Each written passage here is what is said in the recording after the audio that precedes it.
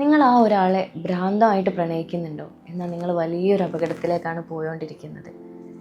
കാരണം നമ്മൾ ഒരിക്കലും ഒരു റിലേഷൻഷിപ്പിലാണെന്ന് കരുതിയിട്ട് അത് മാത്രമാണ് നമ്മുടെ ലൈഫ് എന്ന് വിചാരിച്ച് നിൽക്കരുത്. നമ്മുടെ ലൈഫിൽ എന്തെല്ലാം കാര്യങ്ങൾ നമ്മൾ ചെയ്യുന്നുണ്ട്, അതിലുള്ള ഒരു ജസ്റ്റ് ചെറിയൊരു പാർട്ട് മാത്രമാണ് ഈ ഒരു റിലേഷൻഷിപ്പ് എന്നുള്ളത് ആദ്യം നിങ്ങൾ മനസ്സിലാക്കുക. അല്ലാതിരുന്ന് കഴിഞ്ഞാൽ നമ്മുടെ ലൈഫ് തന്നെ ഇല്ലാതായി പോകുന്ന സിറ്റുവേഷനിലേക്ക് എത്തും. കാരണം ചിലപ്പോൾ എത്രത്തോളം ഇത് മുന്നോട്ട് പോവും, എവിടെ ബ്രേക്ക് ആവും എന്നൊന്നും നമുക്ക് പറയാൻ പറ്റില്ല. ഓക്കെ, അപ്പോൾ അതുകൊണ്ട് അങ്ങനെ ഒരാൾ നമ്മൾ ഇട്ടിട്ട് പോയി കഴിഞ്ഞാൽ തന്നെ നമ്മുടെ ലൈഫ് തന്നെ സ്പോയിലാകുന്ന അവസ്ഥയിലേക്ക് മാറും.